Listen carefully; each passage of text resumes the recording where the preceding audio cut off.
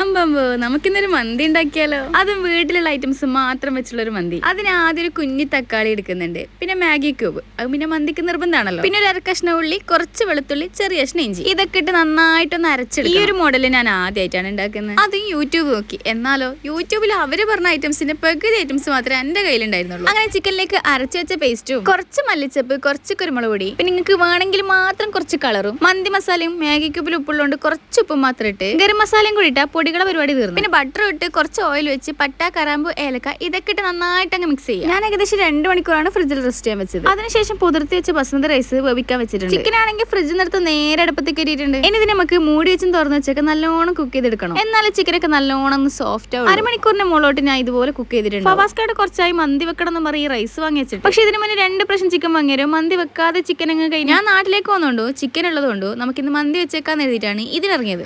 അങ്ങനെ കുക്ക് ചെയ്ത ചിക്കൻ മാത്രം മാറ്റി വെച്ച് മസാലയിലേക്ക് 90% വേവിച്ച ബസ്മതി റൈസ് ഇട്ട് കൊടുക്കുക. എന്നിട്ട് നന്നായിട്ടൊന്ന് ഇളക്കിക്കോ. ഇതിൽ കുരുമുളക്, മല്ലി, ജീരകം ഇതൊക്കെ ഇടാട്ടോ. അതായത് ഈ റൈസ് കുക്ക് ചെയ്യുന്ന സമയത്ത്. പക്ഷെ എന്റെ അടുത്ത് ജീരകം അല്ലാണ്ട് വേറെ ഒന്നും ഉണ്ടായിരുന്നില്ല, അതുകൊണ്ട് പിന്നെ ജീരകം ഇട്ടില്ല. റൈസ് മസാലയിലിട്ട് നന്നായിട്ട് ഇളക്കി മാറ്റി വെച്ച ചിക്കൻ അതിന്റെ മുകളിൽ വെച്ച് ദമ്മിട്ട പോലെ ഇനി അത് അവിടെ കിടന്നൊന്ന് മിങ്കിളാവട്ടെ. അപ്പോഴേക്ക് നമുക്കൊരു ജിലേബി കഴിച്ചേക്കാം.